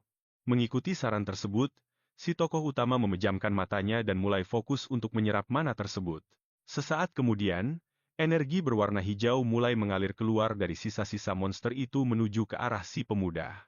Akhirnya, mana hijau itu terserap sepenuhnya melalui tangan si tokoh utama saat dia sedang berkonsentrasi penuh. Kedua matanya bersinar terang dengan warna yang sama seperti energi yang baru saja masuk ke dalam tubuhnya. Mana tersebut kemudian mengalir ke seluruh sistem tubuhnya, memperlihatkan saluran-saluran kekuatannya untuk pertama kali. Satria veteran itu sangat terkejut melihat pemandangan tersebut dan seolah tidak percaya dengan apa yang dilihat matanya sendiri. Dia bilang kalau pemuda itu akan merasakan sensasi yang luar biasa, tapi si bocah sendiri masih sulit untuk mempercayainya. Setelah itu, pria tersebut bertanya apakah ini pertama kalinya dia menyerap mana, dan si penggembala pun mengiyakannya. Sang pendekar pedang menjelaskan kalau mana itu tumbuh dengan lambat, dan cara terbaik untuk berkembang adalah dengan menyerapnya dari makhluk lain. Namun karena ini adalah pengalaman pertama bagi si pemuda, itu berarti potensi yang dia miliki sudah berada di level yang berbeda. Jadi, dia menyimpulkan bahwa si penggembala muda ini adalah seseorang yang sangat spesial, dan hal itu membuat pahlawan kita merasa tegang. Penyihir itu memanggil nama si bocah, untuk menarik perhatiannya, dan memecah keheningan yang canggung di antara mereka. Dia membungkuk dan meminta maaf sambil bertanya dari keluarga bangsawan mana pemuda itu berasal. Si penggembala kemudian memanggil namanya, yang membuat ksatria veteran itu terkejut dan terus menatapnya. Dia menyuruh pria itu untuk membersihkan lukanya terlebih dahulu, dan barulah si penyihir menyadari kalau lengannya terluka. Sesampainya kembali di gubuk, si pendekar pedang muncul dengan lengan yang sudah dibalut perban rapi dan bersih. Sambil duduk di meja, pria itu meminta maaf atas ketidaksopanannya dan karena telah membiarkan pemuda itu ikut bertarung. Tapi si tokoh utama menjawab kalau dia bukan siapa-siapa, hanya seorang penggembala yang bahkan tidak tahu siapa ayahnya. Dia meminta sang penyihir untuk berhenti bersikap seperti itu, dan pria itu pun setuju setelah melihat ekspresi wajahnya yang serius. Teman-teman dan kenalannya termasuk dalam sepertiga orang yang tidak selamat. Dia masih ingat betul wajah teman-temannya, bahkan keluarganya sendiri. Mereka semua dihabisi oleh musuh, menyisakan sang veteran sebagai satu-satunya penyintas. Saat itulah, sang pengembara berkata, bahwa nyawa seorang pejuang bisa melayang jauh lebih cepat daripada rakyat jelata. Tapi dia menekankan bahwa ibu si pemuda, ternyata salah soal bakat anaknya. Sang pahlawan pun mulai bertanya-tanya, si tamu mengakui. bahwa dirinya adalah pendekar pedang yang hebat, tapi dia sadar kalau pemuda itu mengalahkan hantu tadi dengan sangat mudah. Dia menyatakan kalau potensi si penggembala setara dengan kaum bangsawan, bahkan mungkin termasuk salah satu bakat terbesar yang pernah ada. Sang protagonis hanya terdiam sambil merenungkan kata-kata teman barunya itu soal masa depannya. Lalu si pemuda bertanya, apakah cerita tentang ayahnya yang seorang satria itu cuma bohong? Pria itu menjelaskan bahwa ada beberapa kasus langka. Saat itu juga, sang veteran menyarankan agar si pemuda sebaiknya pergi meninggalkan bukit ini. Dia harus melihat dunia luar. Si penggembala bertanya kenapa, dan si tua menjawab bahwa umat manusia butuh pelindung. Tapi pria itu langsung minta maaf karena lupa kalau si bocah masih belum paham soal cara kerja sihir. Dia menjelaskan kalau kemampuan garis keturunan adalah sifat yang diwariskan dari leluhur kuno, yang membedakan kelas-kelas sosial. Setelah itu, si pemuda bertanya apakah ada mantra yang terasa terlalu mudah, atau kemampuan alami yang muncul tanpa mana. Sang pahlawan bertanya-tanya, apakah bukan cuma kekuatan mana yang membuatnya secara fisik lebih kuat dari orang lain? Akhirnya, si pemuda menyebutkan soal indera penciumannya yang tajam, dan pria itu menegaskan kalau penciuman hebat adalah kemampuan garis keturunan. Penyihir tua itu bilang, keahlian menggunakan senjata perang adalah ciri khas dari keluarga Arabian, itu adalah ciri yang cukup umum. Mendengar itu, si penggembala meminta pria itu untuk melanjutkan penjelasannya. Dia setuju untuk berbagi detail lebih lanjut, tapi si pemuda menyadari kalau sikap tamu itu mulai aneh. Dia memanggilnya dengan bingung. Tiba-tiba, si pendekar pedang menjadi sangat serius, membuat sang protagonis bertanya ada apa. Dengan tatapan kelam, si tua menyatakan bahwa dia sudah tahu kemampuan bocah itu mirip dengan keluarga bangsawan mana. Si pemuda lantas bertanya keluarga mana yang dia maksud, sementara sang veteran tetap memasang ekspresi misterius. Sang penyihir mengungkap bahwa kemampuan si penggembala berasal dari salah satu keluarga bangsawan agung di kerajaan. Dia lanjut menjelaskan kalau anggota keluarga ini dikenal oleh semua orang sebagai para pemburu. Di saat itulah, pria itu mengungkap bahwa itu adalah keluarga Zar, rival terbesar dari keluarga Arabian. Mendengar hal itu, si pemuda benar-benar syok dan lunglai menghadapi kenyataan pahit tersebut. Nama keluarga rival itu terus terngiang-ngiang di benak si penggembala muda, membuatnya terpaku tak percaya. Dia sulit percaya bahwa dia berasal dari garis keturunan keluarga Zar, yang telah memberikan banyak luka pada rekannya itu. Sambil menatap sang veteran, si pemuda bertanya-tanya apakah dia membawa darah terkutuk yang sama dengan penjahat perang itu. Saat itu, sang pahlawan merasa kacau. Dia tidak tahu apakah harus minta maaf atas perbuatan kerabat jauhnya. Orang-orang yang bahkan belum pernah dia temui. Tiba-tiba, keheningan pecah saat pria itu memanggil si bocah. Dia bicara dengan nada tenang dan menyejukkan. Sambil meletakkan tangan di bahu si bocah, sang pengembara pun berkata. Dia memintanya untuk tidak memasang wajah cemas seperti itu. Dia mengingatkan si pemuda bahwa dia tidak bersalah. Dia tidak ikut campur dalam perang masa lalu. Tapi tetap saja, si penggembala merasa sangat bersalah. Dengan senyum lembut, si tua berkata bahwa itu adalah masalah orang dewasa, dan memendam kebencian itu sia-sia. Hal itu hanya akan membuat penderitaan tidak ada habisnya. Si pemuda lalu bertanya apakah pria itu merasa menyesal. Sang veteran bertanya apa maksudnya. Berdiri di tengah padang rumput, sang pahlawan pun mengajukan pertanyaan. Dia bertanya, apakah pria itu tidak menyesal telah menyarankannya untuk meninggalkan hidup tenang di gunung ini? Pria itu menjelaskan bahwa jika si pemuda mencari kekuatan, dia pada akhirnya akan bergabung dengan keluarga Zar. Itu tidak bisa dihindari karena bakatnya yang luar biasa. Terkejut mendengarnya, si bocah melihat kalau sang veteran sangat percaya padanya. Pria itu sangat yakin dengan sifat baik dan kemurnian hati si pemuda. Dia menyatakan telah melihat kebaikan si penggembala saat dia berani mempertaruhkan rahasianya hanya demi menyelamatkan orang asing. Sambil memikirkan masa depan, si tua yakin bahwa seseorang yang sebaik dia bisa mencegah pecahnya perang baru. Lalu pria itu mencoba mencairkan suasana dengan bilang kalau tidak perlu menanggapi semuanya terlalu serius. Sang protagonis toh belum menentukan takdirnya. Sang pahlawan pun menatap Cakrawala dengan perasaan tenang. Dia menyatakan bahwa sekarang pikirannya jauh lebih jernih dan mantap. Lebih dari sebelumnya. Sambil tersenyum lebar, si tokoh utama mengungkapkan kalau dia akhirnya sudah mantap memutuskan untuk turun dari bukit itu demi menjelajahi dunia luas. Sang veteran merasa senang dengan pilihan berani ini, tapi dia memperingatkan kalau kepergiannya tidak boleh dilakukan secara tiba-tiba karena kondisi kesehatannya. Saat itu, Si penggembala bilang kalau dia baru akan pergi setelah luka-luka. Milik temannya itu sembuh total. Hal ini menunjukkan betapa luar biasa baik hatinya. Sambil menatap keluar jendela rumah, pria itu menyimpulkan kalau si anak muda ini benar-benar punya hati emas dan masa depan cerah sudah menantinya. Sang veteran pun mulai mengajar. Dia menjelaskan kalau untuk menggunakan sihir, seseorang butuh mana, yang merupakan kunci dari segala kekuatan.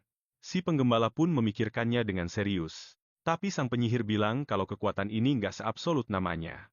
Mendengar itu, si pemuda bertanya, apa sih kriteria untuk menyatukan mana dan sihir? Pria itu pun bersiap menjelaskan. Sang pendekar pedang mengangkat 3 jari dan bilang kalau tingkat kesulitannya ditentukan oleh garis keturunan, afinitas, dan kausalitas. Dia mulai menjelaskan soal garis keturunan yang ditentukan oleh keluarga, dan ini berlaku buat sebagian besar kaum bangsawan. Sang penyihir menjadikan lukanya sendiri sebagai contoh, dan si pemuda membenarkan. Kalau dia memang nggak bisa menyembuhkannya dengan sihir, tapi dia mengungkap kalau garis keturunan Revista dari selatan bisa menyembuhkan tanpa latihan. Karena itu adalah kekuatan warisan keluarga. Lalu si pahlawan bertanya soal afinitas, dan veteran itu bilang kalau itu bisa dianggap sebagai sebuah keakraban atau kecocokan.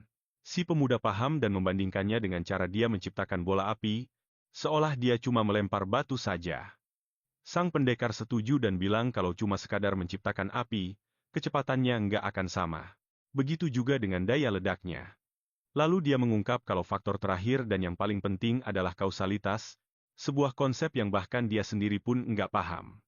Pria itu bertanya apa yang bakal terjadi kalau si pemuda mencoba menyerangnya. Secara langsung cuma pakai mana saja. Dia menegaskan kalau hasilnya bakal lemah karena kurangnya kausalitas. Dan dia pun mempraktikannya pada sebuah cangkir. Air di dalamnya mulai mendidih, dan sang penyihir menjelaskan kalau hal itu terjadi ketika nggak ada sebab untuk sebuah hasil. Melihat demonstrasi itu, si penggembala bilang kalau sekarang dia sudah sedikit lebih memahami konsepnya. Si pahlawan menjelaskan kalau untuk menghabisi seseorang, dia harus menciptakan sebuah sebab, seperti melempar bola api. Mendengar itu, sang veteran merasa kagum dan bahkan bercanda kalau si pemuda ini sebenarnya bisa saja jadi seorang sarjana. Tapi si anak muda malah bertanya, kenapa dia butuh itu buat melawan monster sihir kalau dia saja bisa mengendalikan hewan biasa? Pendekar pedang itu pun mengungkap kalau perbedaan besar di antara mereka adalah mana yang dimiliki oleh makhluk-makhluk tersebut. Si tokoh utama akhirnya paham kalau penyihir yang hebat nggak cuma sekadar pakai mana, tapi juga harus paham prinsip di baliknya. Si pemuda bertanya apa garis keturunan punya sihir khusus juga, dan pria itu membenarkan kalau mereka sangat ahli dalam hal pelacakan. Lalu sang veteran menantangnya buat mencoba kemampuan itu, dan si penggembala langsung menerima ujiannya saat itu juga. Dia pun memejamkan mata dan berkonsentrasi, berharap agar suara maupun aromanya nggak bisa terdeteksi oleh siapapun. Di saat itulah, asap putih mulai keluar dari tubuhnya sewaktu dia memusatkan seluruh energinya. Satria tua itu menatapnya dengan penasaran dan bertanya-tanya, apa mantra anak muda itu benar-benar berhasil. Mendadak, si tokoh utama menghilang dari kursinya, cuma menyisakan jejak cahaya emas di atas lantai. Merasa takjub, sang pendekar memastikan kalau itu berhasil karena dia nggak bisa lagi melihat si pemuda di depannya. Pria itu seketika jadi tegang saat melihat betapa kuatnya kemampuan yang dulu sangat dia takuti di masa lalu. Ruangan itu terasa kosong karena si bocah berhasil menghapus kehadirannya secara total. Dengan cahaya yang terang, si penyihir muncul kembali. Di dalam ruangan itu, membuktikan kalau mantranya sukses besar, sang veteran bilang kalau itu adalah kemampuan yang mengerikan dan sangat ditakuti oleh ksatria Arabians. Tapi dia memperingatkan, meski sangat kuat, kemampuan menghilang ini bukannya nggak terkalahkan dan punya kelemahan. Pria itu memutuskan buat mengajarinya beberapa metode latihan. Tapi si pemuda malah bertanya, apa nggak bahaya kalau dia membantu musuh, sambil meletakkan tangan di dadanya. Sang ksatria mengingatkan kalau anak muda itu sudah menyelamatkan nyawanya dan bahkan menyembuhkan luka-lukanya. Pria tua itu menegaskan kalau dia percaya sepenuhnya pada kepribadian si tokoh utama. Adegan pun berubah, dan kepala desa berteriak kaget karena si penggembala mau menjual domba-dombanya lalu pergi. Dengan perlengkapan perjalanan lengkap, pahlawan kita berhadapan dengan si kepala desa yang mengeluh karena dia pergi tanpa pamit ke siapapun. Si penyihir bertanya sambil tersenyum. Kenapa dia harus peduli sama omongan orang soal barang miliknya sendiri? Dia mengancam, kalau si kepala desa nggak mau beli dombanya dengan harga yang pantas, dia bakal melepaskan semuanya begitu saja lalu pergi. Mendengar itu, pria yang sudah pernah dihajar itu memanggil si kepala desa, karena ketakutan dengan ancaman si penggembala. Kepala desa, si Gromcari, tahu betul kalau pemuda ini tipe orang yang selalu menepati janji. Dia nggak punya pilihan lain. Dia menyerahkan sekantong koin ke si pemuda, meresmikan penjualannya. Si tua itu pun bilang supaya dia melakukan sesuka hatinya saja. Waktu terus berlalu dan kedua pelancong itu akhirnya meninggalkan desa. Lalu, si penggembala teringat kalau penduduk desa punya hutang imbalan kepada wali kota. Dia pun mengusulkan untuk mengambil imbalan itu. Tapi si veteran bilang kalau dia nggak bakal menerima apapun, soalnya anak muda itulah yang sudah berhasil mengalahkan monster sihir tersebut. Sambil tersenyum, sang pahlawan pun setuju dan mereka berdua melanjutkan perjalanan di jalanan tanah itu. Begitu sampai di hutan, si pendekar pedang bilang kalau mereka harus berpisah di sana. Dia minta maaf karena nggak bisa lanjut melakukan perjalanan bareng-bareng. Dia menjelaskan kalau dia merasa lebih nyaman kalau sendirian. Pemuda itu bilang kalau dia mengerti, lalu berterima kasih atas semua bantuan dan pelajaran yang sudah dia terima.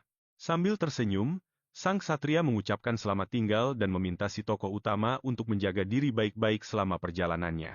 Pemuda itu pun ikut tersenyum dan berharap suatu hari nanti mereka bisa bertemu lagi. Kemudian, si pemuda memperhatikan sosok veteran itu cukup lama sampai akhirnya sosoknya menghilang di jalan setapak. Baru setelah itulah sang pahlawan menyadari kenapa dia nggak mau si veteran bicara terlalu formal kepadanya. Terungkap bahwa selama ini dia selalu mendambakan sosok ayah untuk dia kagumi dalam hidupnya. Sang ksatria telah menjadi sosok pria panutan yang ingin dia contoh suatu saat nanti. Lalu, adegan pun berganti. Memperlihatkan jejak kaki si pemuda di atas pasir gurun yang gersang. Angin kencang bertiup kencang di antara tebing-tebing batu. Sang pahlawan berjalan sendirian dengan tudung kepala terangkat, melewati luasnya gurun yang berbahaya ini. Dia melindungi matanya dari angin dan debu sambil terus melanjutkan perjalanan sunyinya. Tiba-tiba, si pemuda melihat sesuatu di kejauhan. Dia melihat sekelompok orang dan bertanya-tanya apakah mereka itu pedagang keliling. Merasa senang karena ada kesempatan untuk mendapat bantuan, pemuda itu memutuskan untuk mendekati kelompok tersebut. Dia pun mendekat dan berniat untuk menanyakan arah menuju kota terdekat. Tapi pemimpin kelompok itu malah membentak dan bertanya, siapa dia sampai berani menghalangi jalan mereka seperti itu. Pria itu memberitahunya kalau dengan mengikuti jalan ini, dia bakal sampai di kota Plenure. Sang pahlawan mengerti dan berterima kasih atas informasinya. Pemuda itu pun bersiap melanjutkan perjalanannya melewati gurun. Tapi tiba-tiba, salah satu dari pria itu mencegahnya pergi. Pria itu bertanya apakah dia mau pergi begitu saja setelah mendapatkan apa yang dia mau. Dia bilang kalau sudah menerima sesuatu, ya harus memberi imbalan juga dong. Mendengar kata-kata itu, seluruh kelompok tersebut langsung mencabut pedang dan menyuruh si pemuda untuk segera melepaskan tasnya. Sang pahlawan akhirnya sadar kalau dia sudah masuk ke dalam jebakan, dan ternyata mereka itu sebenarnya adalah para bandit. Pemimpin pencuri itu tersenyum licik dan bilang kalau nggak bakal ada orang yang merasa aneh kalau ada yang mati di tempat terpencil ini. Mereka mengancamnya untuk menyerahkan semua barangnya tanpa perlu melawan, biar nggak jadi urusan panjang buat semuanya. Si tokoh utama paham kalau mereka bukan pencuri biasa dan mereka benar-benar siap untuk membunuh. Seketika, sebuah ingatan muncul di pikirannya. Dia teringat ajaran sang ksatria tentang hukum sebab akibat dan cara menciptakan serangan yang sangat kuat. Pelajaran-pelajaran itu bakal sangat berguna untuk pertarungan yang akan segera dimulai di tengah gurun ini. Dengan senyum percaya diri, si pemuda bilang kalau dia bakal menjadikan mereka sebagai target latihan pertamanya. Salah satu bandit merasa bingung dengan sikap bocah itu dan gak paham apa yang dia bicarakan. Mereka malah mulai tertawa terbahak-bahak. Salah satu dari mereka bilang kalau bocah itu bicara seolah-olah dia adalah seorang penyihir hebat. Dengan tangan yang mulai bersinar, sang pahlawan bersiap menunjukkan kekuatannya. Dia pun menciptakan angin puting beliung yang langsung menghempaskan semua pencuri itu dengan kekuatan yang dahsyat. Pemuda itu berpikir bahwa membentuk angin dengan tangannya memakan jauh lebih sedikit mana daripada menciptakannya dari nol. Saat terkapar di tanah, para bandit itu bertanya-tanya apa yang sebenarnya baru saja terjadi. Pemuda itu sendiri pun merasa terkejut dengan kekuatannya sendiri. Tanpa membuang waktu, dia mengambil airnya dan menyiapkan mantra baru untuk melawan musuh-musuhnya. Seketika itu juga, cairan tersebut berubah menjadi tombak es tajam yang melayang di udara gurun yang panas. Si tokoh utama menciptakan beberapa proyektil es dan bersiap untuk menghujani para pencuri itu. Salah satu bandit benar-benar ketakutan setengah mati melihat demonstrasi kekuatan sang penyihir tersebut. Setelah itu, tombak-tombak es itu melesat dan menembus salah satu musuh yang langsung jatuh tak berdaya ke tanah. Dia berpikir kalau mantra itu harusnya lebih berguna di dekat air, dan kalau melempar batu mungkin bakal jauh lebih kuat lagi. Pemimpin pencuri itu langsung berlutut dan memohon ampun karena dia nggak tahu kalau anak itu ternyata adalah seorang penyihir. Sambil putus asa, bandit-bandit lainnya menawarkan semua harta yang mereka punya asalkan si pemuda membiarkan mereka tetap hidup. Tapi si tokoh utama cuma menghentakkan kakinya dengan keras ke tanah, menunjukkan kalau dia nggak bakal menerima permintaan maaf apapun. Dia lalu menggunakan sihirnya untuk menciptakan pilar-pilar batu yang merangsek maju ke arah musuh. Dengan penuh kengerian, si pemimpin bandit nggak percaya dengan apa yang dia lihat. Hasilnya sangat brutal dan semua pencuri itu akhirnya tumbang oleh kekuatan sang penyihir muda. Sang pahlawan mendekati pemimpinnya yang berjanji bakal menjawab apapun demi bisa bertahan hidup. Dia pun mulai menginterogasinya. Jadi kenapa mereka menyerangnya tanpa rencana padahal dia bisa saja seorang penyihir? Pemuda itu merasa bingung karena jawaban dari si bandit adalah semua itu terjadi karena dia membungkuk. Si bos menjelaskan kalau karena pemuda itu sangat sopan, dia mengira kalau dia hanyalah orang biasa. Pemuda itu pun berterima kasih karena dia baru saja mendapatkan pelajaran yang sangat berguna dari bandit ini. Mendengar itu, si bos merasa penuh harapan dan bertanya apakah pemuda itu benar-benar akan membiarkannya tetap hidup. Tapi setetes air melayang di atas kepalanya, dan dia pun teringat nama sang protagonis. Sebuah ingatan dari malam itu muncul kembali dan dia berkata bahwa si pengembala akan bertemu banyak orang. Pria itu kemudian menasihatinya agar jangan pernah merasa kasihan pada bandit yang menyakiti orang lain. Sang protagonis berpikir kalau sekarang dia paham alasan. Di balik nasihat tegas itu, dia menyadari kalau mengampuni satu nyawa karena rasa kasihan bisa berakhir mencelakai 10 orang. Tak bersalah. Dengan tatapan serius, sang pahlawan menyimpulkan kalau dia sudah cukup menunda-nunda dan harus bertindak sekarang juga.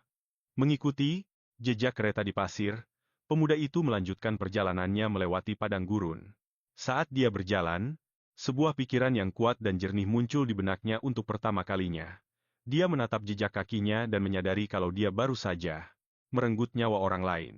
Pemuda itu merasa bersalah, tapi dia tidak bisa membiarkan mereka pergi karena peringatan dari mentornya. Dia tahu kalau orang-orang yang merampok tanpa ragu pasti akan menyerang lagi orang lain di masa depan. Mengingat ajaran itu, hatinya yang bingung akhirnya menjadi tenang, dan dia pun melanjutkan perjalanannya. Setelah perjalanan yang panjang, sang pahlawan akhirnya sampai di dunia baru yang penuh kehidupan. Pemuda itu sangat terkesan dengan pemandangannya dan sulit mempercayai apa yang dia lihat. Di Cakrawala, dia melihat sebuah kota besar dengan kastil yang sangat megah di tengahnya. Papan penunjuk jalan menunjukkan kalau dia telah sampai di kota kecil Muret, tempat yang sangat ramai. Sang protagonis pun terpukau karena dia belum pernah melihat begitu banyak orang berkumpul di satu tempat. Bahkan arsitektur bangunannya pun benar-benar berbeda dari desa tempat dia dibesarkan. Sambil berjalan melewati pasar yang ramai, sang pahlawan akhirnya merasa kalau dia sudah sampai di kota besar yang hidup. Setelah itu, si pemuda mendekati sebuah kios buah dan si penjual menyambutnya dengan sangat antusias. Tapi pedagang itu bertanya apa yang ingin dia beli dan si pengembala menjawab kalau dia belum menjadi pelanggan saat ini. Saat itu juga, dia teringat nasihat si veteran untuk mencari penginapan segera setelah tiba. Namun, suasana hati si penjual berubah dan dia menyuruh pemuda itu pergi kalau dia tidak berniat membeli apapun sekarang juga. Sang pahlawan bingung dengan kekasaran itu dan bertanya-tanya apakah ada aturan rahasia tentang keharusan membeli sebelum bertanya. Akhirnya, sang protagonis memutuskan untuk menunjuk buah apel dan menanyakan harga buah merah itu. Pria itu menjawab kalau harganya 12 keping dan mengamati orang asing muda itu dengan rasa penasaran. Mendengar itu, si pemuda mulai menghitung kepingan uangnya dan si penjual bilang kalau dia juga menerima jenis pembayaran lainnya. Setelah selesai berbelanja, sang pahlawan bertanya di mana letak penginapan dan mendapatkan arahan untuk mengikuti jalannya. Mengikuti petunjuk tersebut, dia sampai di depan tempat terbesar di daerah itu yang berfungsi sebagai bar sekaligus asrama. Begitu dia masuk ke tempat itu, seorang karyawan muda bernama Lina menyambutnya dengan senyuman yang sangat ramah. Gadis itu memuji penampilan si pemuda sementara pelanggan baru itu menanyakan harga untuk menginap semalam di sana. Dia menjawab kalau tarif hariannya adalah 16 dublon dan sang pahlawan setuju untuk menginap tanpa ragu-ragu. Pada saat itu, si pengelana menyerahkan kantong uangnya, tapi berkata ada sesuatu yang sangat penting yang ingin dia tanyakan. Karyawan itu menerima pembayarannya dan tampak sangat tertarik dengan apa yang ingin diketahui si pemuda saat ini. Si pengembala kemudian bertanya apakah ada monster di sekitar sini yang kepalanya dihargai. Dia berpikir kalau dia butuh berburu makhluk-makhluk itu untuk menyerap mana dan juga untuk mengumpulkan lebih banyak kepingan uang. Mendengar itu, si gadis tetap terdiam sambil menatap emas itu dan sang protagonis bertanya kenapa dia tidak menjawab.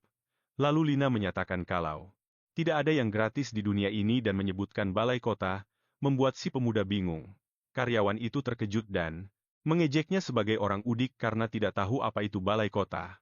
Dia menjelaskan kalau urusan publik ditangani di sana dan para pegawainya bekerja untuk penguasa setempat. Setelah itu, si gadis memberitahu kalau tempat itu kemungkinan sudah tutup dan dia harus ke sana besok pagi-pagi sekali. Lina kemudian bertanya apakah dia juga seorang pemburu monster. Tapi, si pemuda tidak mengerti istilah itu. Dia menceritakan legenda bahwa orang biasa bisa menjadi penyihir dengan berburu dan bertanya apakah itu tujuannya.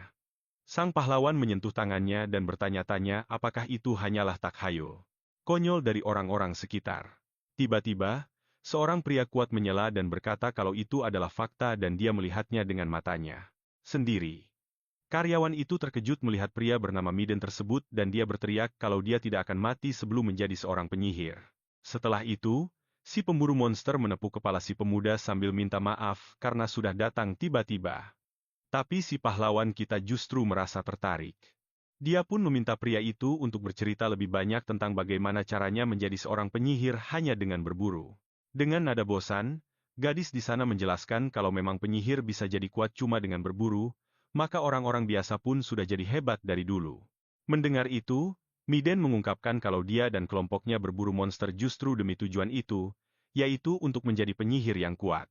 Si pemuda kemudian bertanya apakah ada anggota kelompok mereka yang sudah berhasil menjadi penyihir.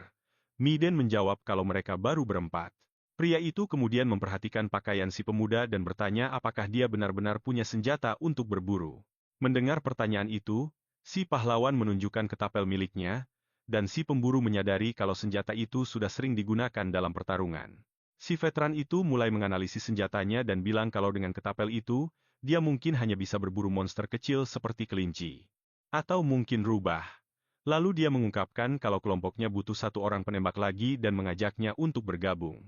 Menanggapi ajakan mendadak dari si pemburu monster itu, si pahlawan hanya memberikan senyuman tipis yang penuh misteri. Namun, dia menolak tawaran tersebut dan tak lama kemudian, dia terlihat sudah berbaring di kamar penginapannya untuk beristirahat sejenak. Sambil menatap langit-langit, si pemuda merenungkan betapa harinya kali ini benar-benar penuh dengan kejadian yang tidak terduga. Dia menatap tas ranselnya dan masih tidak menyangka kalau dia benar-benar sudah meninggalkan desa halamannya. Dia bertanya-tanya apa yang akan terjadi setelah ini, dan tiba-tiba tangannya bersinar dengan energi mana berwarna biru. Tiba-tiba, si pemuda mendengar suara ketukan di pintu kamar penginapannya. Dia langsung duduk di tempat tidur dengan waspada dan bertanya dengan suara keras siapa yang sedang mengetuk pintu. Di saat itu, ingatan tentang si pemburu veteran muncul di benaknya, yang pernah memperingatkan agar jangan pernah lengah meski sedang berada di penginapan. Para pendekar pedang juga sudah memperingatkannya, kalau kota bukanlah tempat yang otomatis aman bagi siapapun. Mengingat itu, si pahlawan kembali teringat pelajaran untuk selalu waspada, dan dia sudah memahami pesan itu 100%. Kembali ke masa sekarang, si pemuda menyiapkan energi mananya dan mendekati pintu untuk membukanya dengan sangat hati-hati. Dia kemudian membuka sedikit celah pintu untuk mengintip siapa yang ada di luar tanpa menunjukkan dirinya. Matanya menunjukkan fokus yang tajam dan sikap hati-hati saat memastikan identitas tamu tersebut. Ternyata, yang datang hanyalah Lina, si pelayan penginapan, yang bertanya sambil tersenyum apakah dia sudah tidur. Si pahlawan merasa bingung. Lalu Lina bilang kalau dia datang untuk menghangatkan tubuh si pemuda karena dia pikir kamarnya terasa dingin. Si pemuda bertanya apa maksud perkataannya itu, dan si gadis menatapnya dengan tatapan yang sangat menggoda. Dia bilang maksudnya ya memang seperti itu, sambil berdiri di depan pintu dengan ekspresi yang pura-pura malu. Lalu, Wanita muda itu menawarkan jasanya untuk menemani si pemuda dengan imbalan sedikit uang, tapi si pahlawan malah bertanya apa yang terjadi kalau dia menolak. Gadis itu mendekat dan bilang kalau dia sebaiknya tidak berbohong, karena raut wajahnya tidak bisa menipu. Tapi si protagonis malah memejamkan mata dan memasang wajah datar ala biksu yang sudah mencapai pencerahan sempurna. Si pelayan itu langsung syok berat dan akhirnya pergi karena sikap si pemuda yang benar-benar di luar dugaan. Tiba-tiba muncul ingatan lain tentang penyihir tua yang berteriak putus asa, agar dia jangan sampai melakukan hal seperti itu. Para pendekar pedang sudah mewanti-wantinya untuk berhati-hati karena banyak gadis seperti itu yang membawa penyakit berbahaya. Kembali ke kenyataan, si pemuda teringat peringatan mentornya, agar tidak membiarkan dirinya dikendalikan oleh nafsu. Akhirnya, si gadis pergi sambil merengut, dan si pahlawan berpikir kalau kehidupan di kota ternyata tidak mudah juga. Sambil berbaring, dia merenung kalau mulai dari toko buah tadi sampai kejadian Lina ini, orang-orang kota ternyata cukup dingin dan kasar. Sementara itu, di tempat lain, salah satu pemburu monster mendekati ketuanya untuk menanyakan sesuatu. Dia bertanya kenapa ketuanya mau mengajak anak baru itu, padahal kelihatannya dia tidak akan banyak membantu. Miden menjawab kalau sikap sombong si pemuda tadi bisa menjadikannya umpan yang sempurna bagi para monster. Tapi sebenarnya, anak itu mengingatkannya pada masa mudanya dulu, dan dia merasa khawatir dengan senjata yang dibawa anak itu. Si pemburu berpikir kalau si pemula itu tetap berada di dekatnya, mungkin dia bisa bertahan hidup lebih lama. Di atas tempat tidurnya, si pahlawan tersenyum tipis karena dia bisa mendengar percakapan mereka dari balik dinding. Dia pun menyadari kalau mungkin kota ini tidak sedingin dan sekejam yang dia bayangkan sebelumnya. Keesokan harinya, si pemuda pergi ke balai kota besar untuk akhirnya memulai perjalanannya yang sesungguhnya. Di dalam, seorang petugas menyapanya dengan sopan dan bertanya apa yang bisa dibantu hari ini. Si pahlawan bertanya apakah dia seorang pejabat, dan pria itu balik bertanya memangnya dia kelihatan seperti apa lagi kalau bukan itu. Lalu, si pemuda langsung ke intinya dan bilang kalau dia datang untuk berburu monster, yang membuat si petugas terkejut. Saat itu, si pahlawan teringat kata-kata si veteran bahwa dunia tidak akan ramah padanya. Si penyihir tua menjelaskan kalau tidak ada alasan bagi dunia untuk bersikap baik, dan cara agar diperlakukan dengan baik itu sederhana saja. Mentornya menyarankan agar dia mengaku sebagai seorang penyihir, maka orang-orang akan langsung menghormatinya. Kembali ke masa sekarang, petugas itu memberikan selembar kertas permintaan perburuan monster kepada si pemuda. Dia memperingatkan si pemuda kalau poster itu tidak boleh dibawa pergi, cuma boleh dilihat lalu harus segera dikembalikan. Begitu melihat gambarnya, si pahlawan bertanya apa itu burung gagak, tapi petugas itu malah meledeknya karena gambarnya mirip kucing. Petugas itu mengingatkan agar dia membawa jasad monsternya, karena kalau mananya tidak dibuang, jasad itu bisa berubah jadi hantu. Si protagonis menjawab kalau dia sudah tahu soal itu, lagi pula membuang jasad monster sihir bisa dijatuhi hukuman mati. Sambil teringat kejadian di masa lalu, dia bertekad tidak akan mengulangi kesalahan yang sama lagi. Lalu, si pemuda bertanya kenapa para ksatria tidak ikut berburu, dan pria itu menjawab kalau mereka tidak punya waktu untuk itu. Dia menjelaskan kalau tugas ksatria itu menjaga ketertiban di dalam kota, bukannya berburu di luar sana. Dengan nada merendahkan, si petugas bilang kalau pekerjaan kasar seperti itu memang untuk orang luar seperti si pemuda, yang kemudian langsung pergi. Sambil melihat si pemuda pergi, pria itu membatin kalau bakal ada satu lagi mayat yang menumpuk di luar sana. Di saat itu juga, mata si monster gagak terbuka dengan kilatan cahaya yang sangat terang dan mengerikan. Tapi ternyata, makhluk itu sudah tergeletak kalah di lantai aula dengan luka lebar di bagian dadanya. Para petugas di sana benar-benar syok dan tidak percaya dengan apa yang baru saja terjadi di depan mata mereka. Semua orang kagum karena si pahlawan kembali dengan sangat cepat sambil membawa jasad monster tersebut. Si pemuda itu pun mengonfirmasi kalau dia berhasil mengalahkan makhluk itu sendirian saja. Dia bertanya bagaimana cara mengambil hadiahnya, dan si petugas terbata-bata menjawab kalau mereka akan segera membayarnya. Setelah itu, pria tersebut menyerahkan sekantong koin, dan menyuruh si pemuda untuk segera pergi beristirahat. Sementara itu, orang-orang lain memeriksa jasad monsternya dan kagum karena bagian sayapnya masih sangat utuh. Salah satu petugas menyadari kalau si protagonis belum pergi dan masih berdiri diam di sana. Petugas resepsionis bertanya kenapa dia masih di aula dan tidak segera pergi ke penginapan. Si pahlawan malah balik bertanya apa ada monster lain di sekitar sini yang layak untuk diburu lagi. Kaget mendengar pertanyaan itu, si petugas tidak percaya kalau pemuda ini masih berniat untuk lanjut berburu lagi. Adegan pun berganti dan memperlihatkan hidangan paling mahal dari menu penginapan yang tersaji di atas meja. Lina menyajikan pesta makanan itu dan bilang kalau dia tidak pernah menyangka si pemuda bisa mengalahkan 30 monster cuma dalam waktu 3 hari saja. Dia berkomentar pasti uangnya sudah banyak sekarang, sementara si pahlawan muda asyik menikmati makanannya dengan lahap. Tapi dengan wajah serius, si pemuda menjawab kalau uang bukanlah satu-satunya tujuan dalam perjalanannya ini. Dia menjelaskan kalau yang dia incar adalah mana dari monster tersebut, dan berkat itu, dia sekarang jadi jauh lebih kuat. Si protagonis merasa mananya sudah meningkat berkali-kali lipat sejak dia bertemu dengan para pendekar pedang veteran itu. Meski begitu, dia mulai merasakan batasannya dan berpikir akan sulit untuk berkembang lebih jauh kalau cuma mengandalkan mana dari makhluk-makhluk lemah. Si pelayan itu merasa bingung dengan apa yang baru saja dikatakan oleh si pemuda. Tak lama kemudian, pemilik penginapan dan gadis itu melihat ke arah meja yang sudah kosong dan kaget karena dia menghabiskan semuanya sendirian. Si pria itu bilang biarpun badannya kurus, ternyata dia makannya banyak sekali, dan Lina senang karena dia menyukai makanannya. Si pahlawan berterima kasih dan bilang kalau makanannya sangat enak. Tapi pas dia mau pergi, seseorang tiba-tiba menghentikannya. Seorang pria berbadan kekar menarik pakaian si protagonis dari belakang untuk mencari perhatiannya. Sekelompok preman kemudian menghadangnya dan bertanya apa dia sedang asyik makan enak sendirian. Salah satu dari mereka mengejeknya si cungkring dan bilang kalau dia dengar si pemuda ini baru saja menghasilkan banyak uang. Preman itu lalu menyuruhnya untuk berbagi sedikit sedekah kepada kawan-kawannya sambil mencoba menamparnya. Tapi dengan mudahnya si protagonis menangkis serangan itu, membuat si penyerang kaget setengah mati. Dengan tenang, si pahlawan pun bertanya. Dengan nada menyindir, dia tanya apa pria itu memang butuh sumbangan. Si preman langsung emosi dan membentaknya agar tidak sok jagoan. Saat preman itu bersiap memukul dengan sekuat tenaga, si pemuda menghindar dan mendaratkan satu pukulan yang sangat telak. Musuhnya terpental sangat jauh. Tanpa buang waktu, anak buah yang lain mengambil bangku kayu untuk menyerang. Tapi si pemuda menghentikan serangan itu hanya dengan satu tangan dan langsung menghancurkan bangku tersebut seketika. Dengan cengkeraman yang kuat, si protagonis meremas pipi si penyerang dengan sangat mudahnya. Dan dengan kilatan cahaya di tangannya, si penyihir muda itu menghabisi si preman yang sudah terkapar kalah di lantai. Para preman itu terbata-bata meminta maaf karena sudah membuat masalah. Si pemuda kemudian bertanya apakah keadaan mereka memang sesulit itu. Si pemburu menjawab kalau persediaan mereka terbatas. Midan mengepalkan tangannya dan bilang kalau dalam waktu sekitar 3 hari, dia bakal bisa bayar sewa kamarnya. Tapi itu urusan dia sendiri. Si tokoh utama lalu menyodorkan sekantong koin ke si pemburu monster itu sambil tersenyum. Pria itu kaget, dan pahlawan kita menjelaskan kalau itu adalah imbalan atas kebaikannya karena sudah mengajaknya.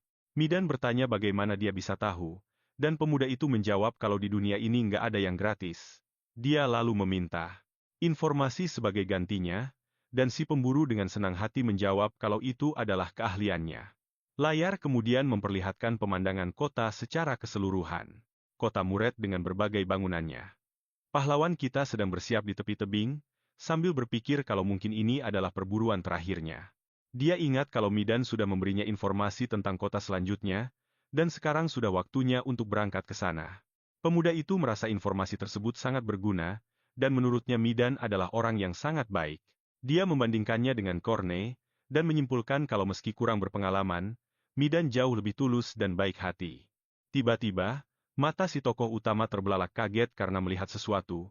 Berkat indera penciumannya yang tajam, si tokoh utama mencium bau yang sangat ia kenal, dan terasa sangat mengkhawatirkan di udara. Sambil berharap instingnya itu salah, dia berlari sekuat tenaga menembus hutan. Saat itulah, si pemuda menemukan bekas cakaran yang sangat besar. Di sebuah pohon, yang menandakan kalau baru saja terjadi pertarungan. Dengan raut wajah serius, pahlawan kita terus mengikuti jejak kehancuran itu.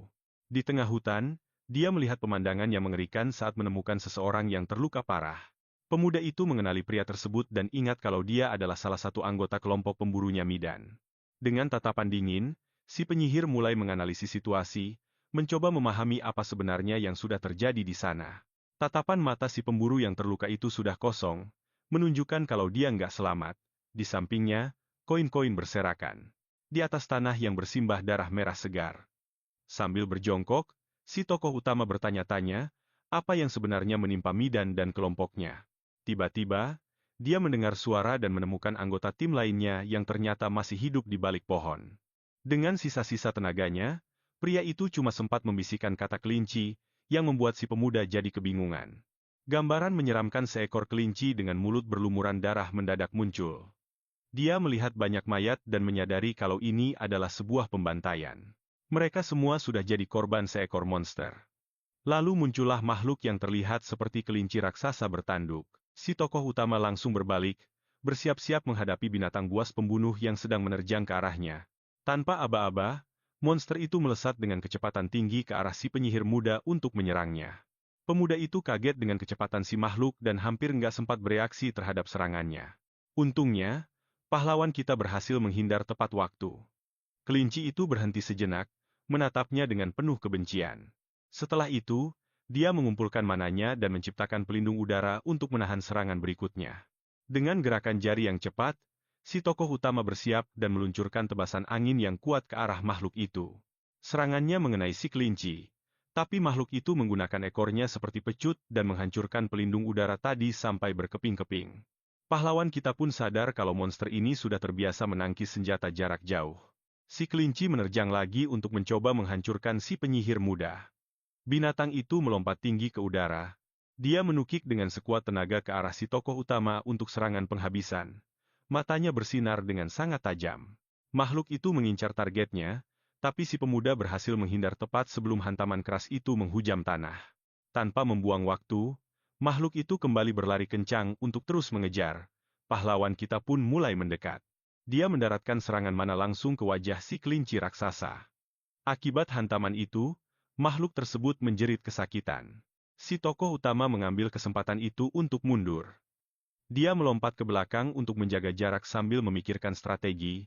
Saat itu juga, tubuh monster tersebut mulai memancarkan energi berwarna emas di sekujur tubuhnya. Makhluk itu menerjang lagi, tapi kali ini dengan kecepatan yang jauh lebih luar biasa. Kelinci itu memanfaatkan kecepatannya untuk menciptakan beberapa bayangan semu saat bergerak secara zigzag. Dia mencoba mengecoh si pemuda supaya sulit membidik. Pertarungan itu sampai menimbulkan kepulan debu yang sangat tebal.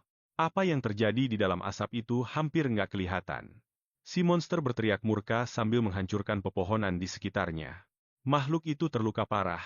Darah mengucur dari kaki dan punggungnya. Dengan mulut yang bersimbah darah, kelinci itu akhirnya ambruk. Monster itu tergeletak di tanah, kalah di tangan si pemuda.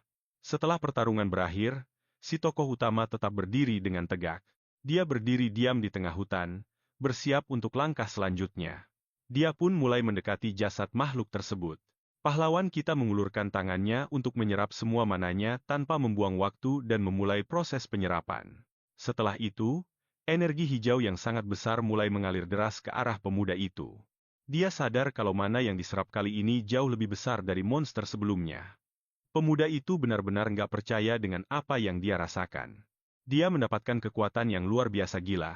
Di saat itu, pemburu yang selamat memanggilnya seorang penyihir, yang membuat si pemuda terkejut. Sang pahlawan membenarkannya, lalu pria itu bertanya kenapa dia menyembunyikan identitas aslinya selama ini. Dengan mata yang berkaca-kaca, si pemburu mengaku kalau dia nggak punya keluarga untuk mewariskan harta bendanya. Dia pun teringat pada pemimpinnya, Miden. Dia teringat kembali tentang impian yang mereka bagi bersama. Sebuah kenangan muncul, memperlihatkan Miden yang sedang menceritakan sebuah kota bernama Orem. Kota itu punya sebuah perpustakaan. Sambil tersenyum, dia menjelaskan kalau di sana ada ribuan buku yang bisa dibaca oleh siapa saja. Miden menyadari kalau si pemuda akhirnya menunjukkan ketertarikan pada apa yang dia bicarakan. Si pemuda bertanya gimana cara masuk ke sana, tapi si pemburu bilang kalau nggak sembarang orang bisa masuk. Dia kemudian mengungkapkan kalau cuma penyihir yang diizinkan masuk ke perpustakaan itu, membuat sang pahlawan terdiam dan merenung. Kembali ke masa sekarang, si pemburu bertanya apa maksud dari kata-katanya, "Aku sudah memutuskan." Sang pahlawan menyatakan kalau dia akan pergi ke kota besar Orem, itulah kota yang sering diceritakan oleh Miden. Sambil memandangi nisan-nisan itu, dia mengucapkan selamat tinggal kepada teman pemburunya dengan tatapan yang sangat sedih. Akhirnya, dia berbalik dan melangkah pergi, berharap Miden bisa bahagia dimanapun dia berada sekarang. Setelah perjalanan yang sangat panjang, si pemuda akhirnya sampai di sebuah kota yang penuh dengan kehidupan dan keramaian. Dia bahkan merasa malu karena sempat kagum dengan kota kecil Mure sebelumnya. Papan penunjuk jalan memastikan kalau dia telah sampai di kota besar Orem. Tempat itu benar-benar luas dan sibuk. Dia nggak pernah membayangkan bakal ada begitu banyak orang yang mengantre masuk, jadi dia pun ikut bergabung dalam barisan panjang di depan gerbang. Melihat para penjaga di pintu masuk, sang pahlawan bertanya-tanya apakah mereka sedang mencari penjahat, hal yang wajar di kota besar seperti ini. Kota ini punya sistem keamanan yang jauh lebih ketat dan teratur. Tapi tiba-tiba, salah satu penjaga berteriak menyuruhnya berhenti. Si pemuda merasa bingung dengan perintah itu. Dengan wajah yang penuh rasa jijik, pria itu menunjuk ke arah si pemuda. Dia membentak kalau si pemuda dilarang masuk. Si penjaga mengeluh karena belum pernah melihat pakaian yang sekotor dan sejijik itu. Dia menyuruh si pemuda untuk membersihkan diri dulu sebelum masuk. Setelah berada di dalam kota, dia akhirnya melihat perpustakaan besar itu, sebuah menara yang sangat megah. Sambil menatap ke arah puncak bangunan itu, dia teringat kalau inilah tempat yang selalu dibicarakan oleh Miden. Sang pahlawan benar-benar terpukau melihat kemegahan bangunan itu. Dia sampai bertanya-tanya dalam hati, apa semua ini dibangun menggunakan kekuatan sihir? Tanpa membuang waktu, dia langsung melangkah mendekati pintu masuk hingga membuat dua orang penjaga yang bertugas di sana langsung pasang mata. Pemuda itu menyatakan niatnya untuk masuk, tapi salah satu penjaga langsung mencegatnya. Dia memperingatkan kalau perpustakaan ini hanya boleh dimasuki oleh para penyihir. Tanpa ragu sedikit pun, si protagonis mengaku kalau dia sendiri adalah seorang penyihir. Penjaga itu menatapnya dengan wajah syok, sebelum akhirnya malah tersulut emosi. Dengan nada tinggi, si penjaga membentak, apa dia mau diusir karena berani-beraninya mengaku sebagai penyihir di depannya. Dia bilang itu hal yang mustahil. Baginya, bocah seperti dia tidak mungkin punya kekuatan sihir. Saat si penjaga mencoba mengusirnya, tiba-tiba saja tangan si protagonis memancarkan cahaya mana berwarna merah yang berkilau. Penjaga itu langsung mematung. Dia teringat ucapan seorang veteran bahwa sesama penyihir itu sebenarnya sangat mudah untuk mengenali satu sama lain. Dia menjelaskan kalau hanya dengan merasakan hawa mana, mereka bisa tahu apakah penyihir di depan mereka punya kekuatan yang jauh lebih besar atau tidak. Tiba-tiba, mata si protagonis berkilat merah pekat yang sangat mengerikan. Sontak, tekanan energi itu membuat si penjaga terpental ke belakang. Tekanan aura dari pemuda itu benar-benar luar biasa kuat. Sambil tersungkur di tanah, pria itu mencoba tegar dan bilang kalau dia baik-baik saja saat rekannya membantu untuk berdiri. Di saat itulah dia baru sadar, pemuda di depannya ini bukanlah penyihir sembarangan. Dia pasti berasal dari kalangan bangsawan atau kelas atas. Dengan sikap yang jauh lebih hormat, dia memperkenalkan diri sebagai ksatria dari keluarga Baltus dan menanyakan dari keluarga mana pemuda itu berasal. Si pahlawan balik bertanya, apa dia benar-benar harus memberitahunya hanya untuk masuk ke sana. Penjaga itu pun langsung menjawab kalau itu sebenarnya tidak diperlukan.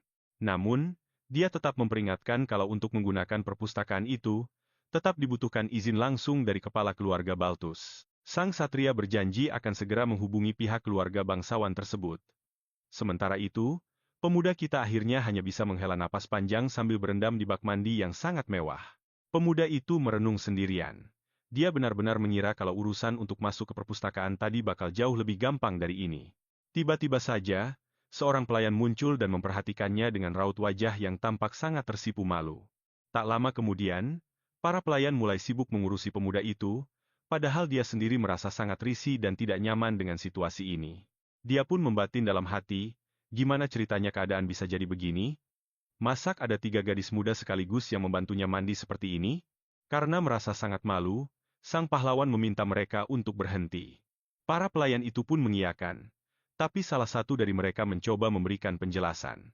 Katanya, kalau mereka sampai gagal melayani tamu sepenting dia, mereka bakal dihukum berat.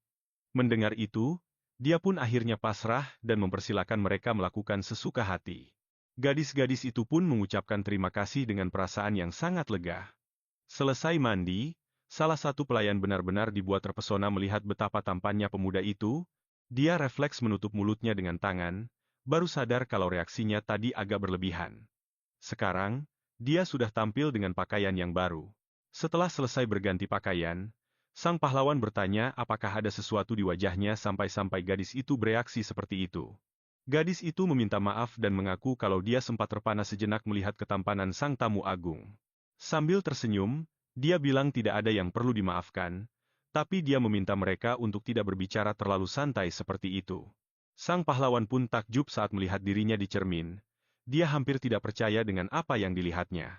Tiba-tiba, seorang wanita muda berambut merah masuk ke ruangan itu dan menatapnya dengan penuh rasa ingin tahu. Gadis itu kemudian menggodanya, bertanya apakah benar dia ini tamu yang tadi datang dengan penampilan seperti pengemis. Sambil tersenyum, dia berucap kalau setelah mandi dan berganti pakaian baru, sekarang dia malah terlihat seperti seorang pangeran.